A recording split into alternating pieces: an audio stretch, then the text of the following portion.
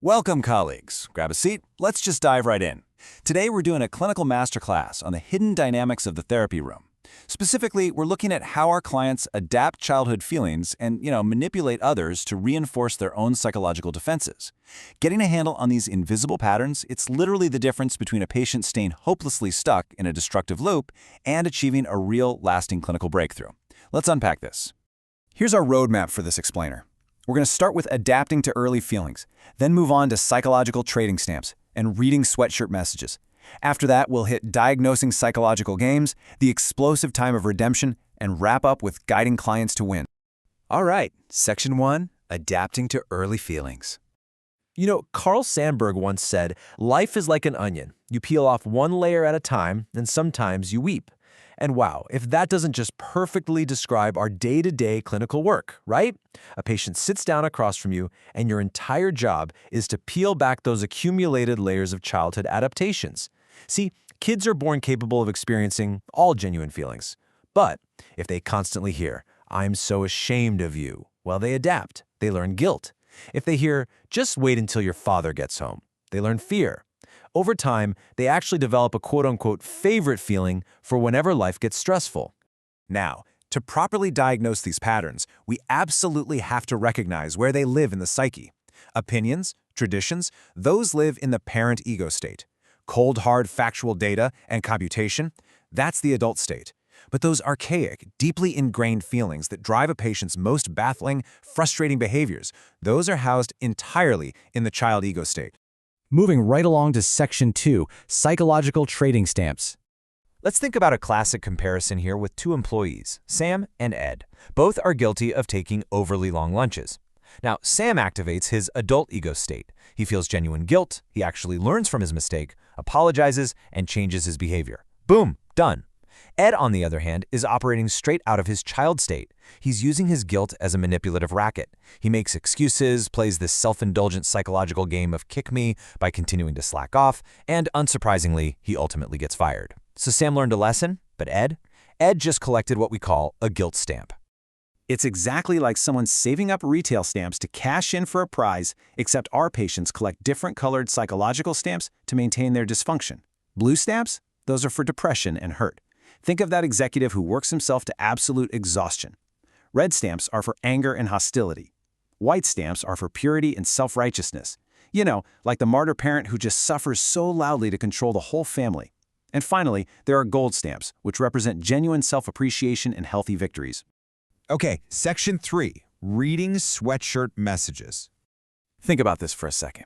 When a new client walks into your office, what invisible message are they wearing? You really have to train your eye for this. Do they walk in with drooping shoulders, broadcasting a "please don't kick me, I'm a victim" sweatshirt? Or do they walk in scowling, pointing fingers, projecting a persecutor message like "you better do what I say"?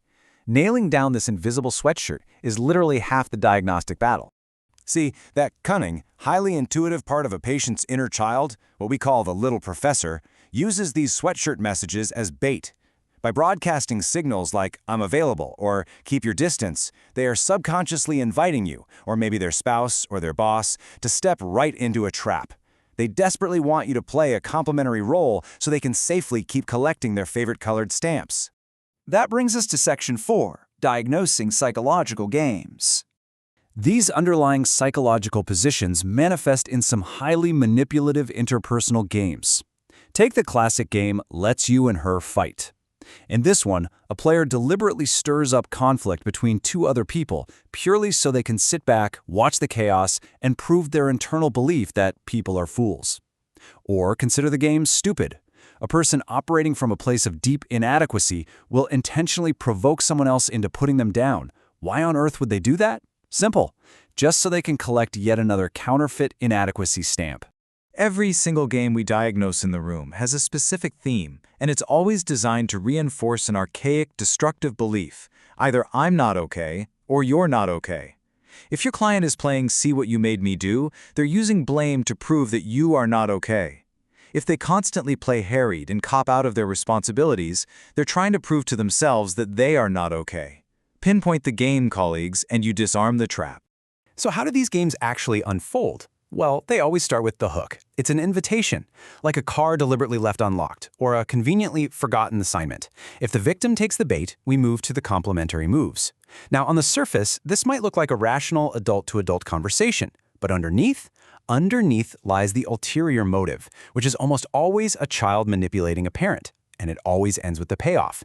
The game concludes, the client collects their psychological stamp, and their hidden script advances. Which leads us to Section 5, the time of redemption. Listen, here is the clinical progression of a breakdown. The client spends weeks, maybe even months, collecting stamps through these games, and as that collection grows, resentments fester. Eventually, the psychological pressure builds up to the point where the client feels entirely justified in their anger or despair. They announce their redemption with a battle cry, something like, "I've had it," and they finally cash in all those stamps for a prize.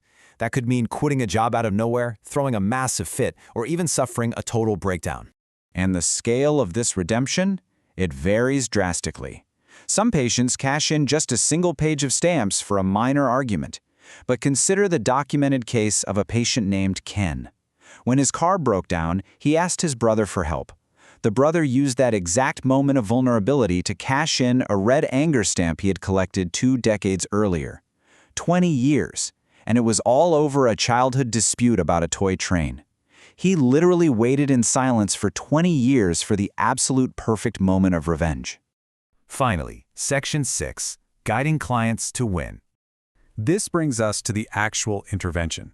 Take the case of Diana. She suffered severe depression whenever her husband quietly watched television. Now, the clinical key here was tracing that feeling all the way back to its origin. By clarifying the present emotion and asking her, "When did you feel this way before?" she was able to trace that panic back to her father's severe mental illness, where he used to just stare blankly into space. By severing that archaic link, she stopped collecting blue stamps in her current marriage. She finally realized the ghost was in her past, not sitting in her living room. I want to leave you with this final, absolutely vital question. In your practice right now, are you unknowingly helping your clients cash in old resentments, or are you actively teaching them to collect gold stamps for a healthy future? Our ultimate clinical goal has to be stopping those archaic payouts and empowering patients to gather authentic, positive support. Spot the sweatshirts, disrupt the games, and stop the stamp collecting. Thank you for joining me for this explainer. Keep analyzing, and I'll see you next time.